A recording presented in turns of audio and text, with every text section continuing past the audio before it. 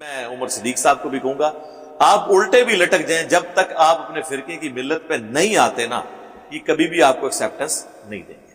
جس کا ثبوت یہ ہے کہ یہ اس فتوے میں لکھ رہے ہیں کہ یہ حسینی اور یزیدی کی تفریق جو عمر صدیق نے شروع کی ہے، اس کی وجہ سے ہمارے فرقے کو نقصان ہو رہا ہے. یہ فتویٰ ان کا ان لوگوں کے بارے میں نہیں آیا، ڈاکٹر ذاکر نائک کے بارے میں 2009 میں، آج سے آلموسٹ آپ سمجھ لیں 12 سال پہلے، 11 سال پہلے، اس وقت ان کو خیال آیا کہ یہ تفریق شروع ہو جائے گی، اس لیے کہ وہ ان کے فرقے کی فیور میں بات کر رہا تھا، کیونکہ بیسیکلی تو یہ فرقہ یزیدی ہے. جب ان کے حق میں بات ہو رہی ہو، پھر ان کو کوئی خیال نہیں آتا یار حسین علیہ السلام کا تو مرتبہ زیادہ ہے، ہم کوئی بات کریں. لیکن اگر کوئی کہہ دے کہ جی یہ جو جامعہ ترمذی کی حدیث ہے، مسند احمد میں، المستدرک للحاکم میں، الحسین منی وانا من الحسین، حسین مجھ سے ہے، میں حسین سے ہوں، اس کی وجہ سے ہم اپنے آپ کو حسینی کہتے ہیں. وہ کہتے ہیں جی آپ تفریق ڈال رہے ہیں، حسینی نہیں، ہمیں تو علوی، فاروقی، صدیقی بھی نہیں کہنا چاہیے، عثمانی بھی نہیں کہنا چاہیے، تو حسینی ہم اپنے آپ کو کیوں کہیں؟ تو میرے بھائی اگر آپ یہ کہتے ہیں آپ کو علوی، عثمانی، صدیقی اور فاروقی نہیں کہنا چاہیے، تو ہم اس حق میں بھی نہیں کہ اپنے آپ کو حسینی کہا جائے، تو سلفی کیوں کہتے ہو اپنے آپ کو؟ ایک ایڑا ابا جے تھوڑا، ہاں کیا رسول اللہ سے نسبت ہے اس لفظ کو؟ تم نے اسی فتوے میں لکھا کہ محمدی ہیں ہم، تو سلفی کیوں لکھتے ہو؟ تمہارے سارے ابے سلفی کیوں لکھتے ہیں؟ ادھر نہیں تمہیں خیال آیا کہ تم امت میں تفریق ڈال رہے ہو؟ یہ سلفی کیا حضرت ابو بکر کی نسبت ہے، عمر کی نسبت ہے، عثمان کی ہے؟ اور یہ یاد رکھیے گا، یہ سلف جو ہے نا صحابہ کو نہیں کہتے ہیں، نہ یہ صحابہ کو سلف مانتے ہیں. یہ سلف ان بزرگوں کو مانتے ہیں جن کے فتووں کو یہ لے کے چل رہے ہیں. ابن تیمیہ کو سلفی، یہ ان کی نسبت سے ان کو سلف مانتے ہیں. ان سے پہلے بھی ان کو جو ان کے بزرگ محدثین میں ایسے لگتے ہیں نا، جنہوں نے ان کے فرقے کے حق میں فتوے دیے، ان کی وجہ سے یہ اپنے آپ کو سلف کہتے ہیں. اگر یہ سلفی سے مراد صحابہ کو مانتے ہیں تو ہم آپ کو ٹیسٹر لگا دیتے ہیں. سب سے بڑے سلف تو ہمارے کون ہوئے؟ صحابہ. سلف جو آگے گزر چکے مر کے، ان کو سلف کہا جاتا ہے. ہم خلف ہیں، ہم پیچھے آ گئے، فاتحہ خلف الامام، امام کے پیچھے. تو صحابہ سے بڑا تو سلف کوئی نہیں ہے نا. پھر ہمیں آپ سلف کا آپ کو فارم بتاتے ہیں. اگر آپ کہتے ہیں ہم سلفی ہیں تو آپ جو اصل سلف ہے نا ان کا فارم امت کے سامنے رکھیں.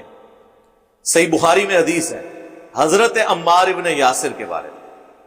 عمار ابن یاسر وہ ہیں جن کے بارے میں صحیح بخاری میں حدیث ہے کہ عمار کی زبان کو اللہ تعالیٰ نے شیطان سے محفوظ کر دیا. اس سے بڑی کوئی فضیلت ہو سکتی ہے؟ وہ زبان جو شیطان سے محفوظ. سنن نسائی میں حدیث ہے عمار سر کے بالوں سے پاؤں کے ناخنوں تک لبالب بھرا ہوا ہے ایمان سے. 2 سرٹیفکیٹ. تیسرا سرٹیفکیٹ جو بچپن سے ہمیں پڑھایا جاتا ہے کہ جی اسلام کے پہلے شہداء عمار ابن یاسر کے ماں باپ ہیں. ماں باپ کو تو شہید بتایا گیا ہمیں بچپن سے، عمار کو کس نے مارا اور کیوں مارا یہ کبھی بتایا گیا؟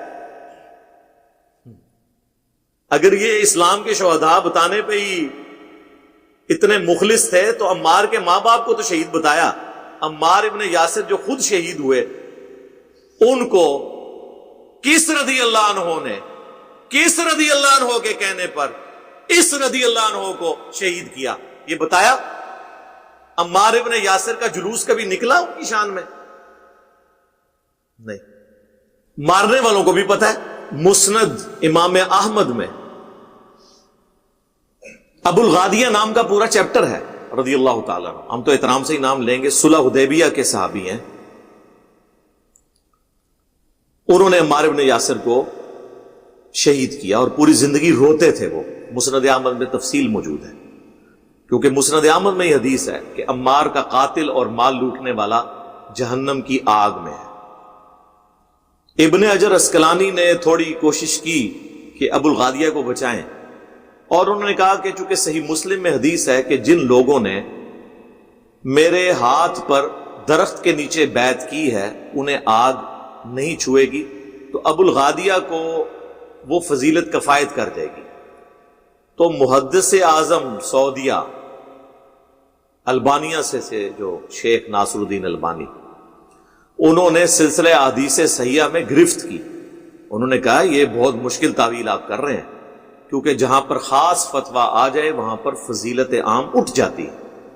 چونکہ عمار کے قاتل کے لیے خاص یہ بات آ گئی کہ عمار کا قاتل اور مال لوٹنے والا جہنم میں ہے، لہذا اس کے اوپر سے عام فضیلت اٹھ جائے گی.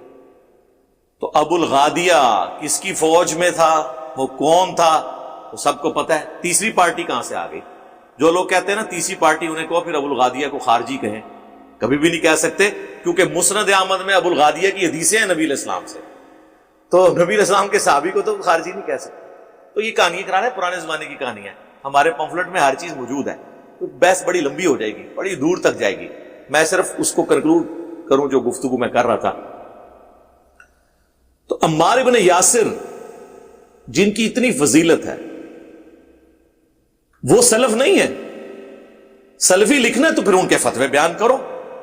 سنو پھر پہلا فتویٰ صحیح بخاری میں، کوفے کے ممبر پہ خطبہ دیتے ہیں. حسن ابن علی پہلی سیڑھی پہ ہیں، یہ دوسری سیڑھی پہ. اے لوگو، اللہ نے تمہیں آزمایا ہے. ایک طرف دنیا اور آخرت میں تمہارے نبی کی بیوی سیدہ عائشہ ہے، یعنی فضیلت ان کی کم نہیں کی. آخرت میں بیوی کا مطلب کنفرم جنتی. اور امام بخاری نے حضرت عائشہ کی فضیلت والے چیپٹر میں عمار کا یہ خطبہ نقل کیا ہے. یعنی امہات المومنین کی فضیلت بھی شیعان علی بیان کر رہے ہیں، یعنی حضرت علی کے ساتھی. ایک طرف دنیا اور آخرت میں تمہارے نبی کی بیوی عائشہ ہے، لیکن اللہ نے تمہیں آزمائش میں ڈالا ہے کہ تم عائشہ کی اطاعت کرتے ہو یا اللہ کی. یعنی سیدہ عائشہ کا جنگ جمل کرنا عمار ابن یاسر نے اللہ سے جنگ کرنے کے مترادف قرار دیا. تو یہ سلف نہیں ہے، ان کا فارم نہیں لینا. سلفی ہیں تو پھر بتائیں جنگ جمل میں اللہ کی پارٹی کون سی تھی اور مخالف پارٹی کون سی تھی. اور سلف کا فارم کس کا؟ عمار ابن یاسر کا. آپ کے سلف تو آپ کے اپنے بنائے ہوئے ہیں، میں تو اس کو سلف کہہ رہا ہوں جس کی زبان کی گارنٹی صحیح بخاری میں نبی علیہ السلام نے خود دی کہ ان کی زبان سے حق جاری ہوتا ہے، شیطان سے محفوظ ہے. یہ تو ہمارے چھوٹے چھوٹے الفاظ کو لے کے بیٹھے ہیں، جی اس نے کہہ دیا بدبخت، وہ حدیث میں موجود ہے. میں نے تو اس کے لیے نرم لفظ استعمال کیا تھا، ظالم. ان کو ہضم نہیں ہوا. یہاں تو اللہ سے جنگ آ گئی. اب کیا کریں گے؟ سلفی ہو تو پھر کہو عمار ابن یاسر کا فہم یہ ہے. اہل صفین کے بارے میں بھی سن لیں، سن کبرا البیہقی میں موجود ہے. عمار ابن یاسر نے کہا کہ اہل صفین اہل شام کو کافر نہ کہو، یعنی انہوں نے خلیفہ وقت کے خلاف جو خروج کیا ہے حضرت معاویہ ان کی جماعت نے، انہیں کافر نہ کہو بلکہ کہو یہ فاسق اور ظالم ہے. یہ کہتے تھے ظالم لفظ دکھائیں، لے لیں پھر ظالم لفظ بھی موجود ہے. فاسق اور ظالم کہو. تو عمار ابن یاسر سلف نہیں ہے، ان کا فارم نہیں بیان کرنا. تو میں آپ کو بتا رہا تھا یہ سلفی نام بھی ایک ڈھکوسلا ہے. اس سے مراد وہ سلف ہیں ان کے جو ان کے فرقے کے عقائد کو سپورٹو. اپنا تو ان کا ایک بندہ بھی تھوڑی سی کرے تو آپ دیکھ لیں عمر صدیق کے ساتھ انہوں نے کیا کیا ہے. اور سارے علماء نے اسے اس طریقے سے، آپ کو پتہ نہیں اس کے پھر نتائج کیا نکلیں گے. جب اتنے علماء کریں گے تو آندہ یہ کہیں تقریر کرنے جائیں گے تو اول تو ان کو مسجد میں کھڑے نہیں ہونے دیں گے، ہوں گے تو لوگ آوازیں کسیں گے، ٹھیک ہے، اور ان کو اور پکا کریں گے. یہ کوئی ایٹیچیوڈ نہیں ہے کہ آپ اس طرح کے معاملات میں، اور اگر آپ منصف مزاج ہوتے تو پھر سب کے برابر آپ سارے معاملات برابر لے کے چلتے. اگر آپ ان نسبتوں کی مخالفت کر رہے ہیں نا، حسینی کہلانے کی یا صدیقی، فاروقی، عثمانی اور علوی کہلانے کی، پھر سلفی کہلانے کی بھی مخالفت کریں نا. میں تو اس سے بھی ایک سٹیپ آگے ہوں کہ ہم محمدی بھی نبی علیہ السلام کی نسبت کی وجہ سے کہتے ہیں، ادروائز ہمارا نام جو ہے وہ مسلم ہے. سورۃ الحج میں آیا هُوَ سَمَّاكُمُ الْمُسْلِمِينَ مِن قَبْلُ وَفِي هَذَا. ابراہیم علیہ السلام نے ملت ابیکم ابراہیم هُوَ سَمَّاكُمُ الْمُسْلِمِينَ مِن قَبْلُ وَفِي هَذَا. پیروی کرو ابراہیم کی ملت کی جس نے قرآن کے نزول سے پہلے تمہارا نام مسلم رکھا اور اس کتاب میں بھی اللہ نے تمہارا نام مسلم رکھا.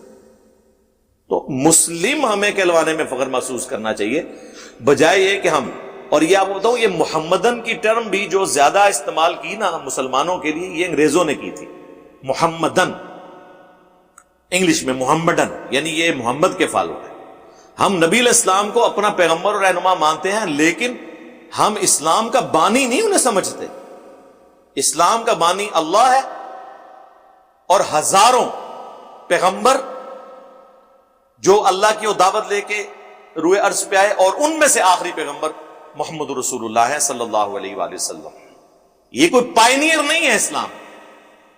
تو ہم اس اعتبار سے محمدی بھی ہیں، ابراہیمی بھی ہیں، موسوی بھی ہیں، عیسوی بھی ہیں. سارے پیغمبروں سے ہماری نسبت ہے، اور اسی کو کمبائنڈ طور پر ہم مسلم کا لفظ استعمال کرتے ہیں کہ ہم مسلم ہیں.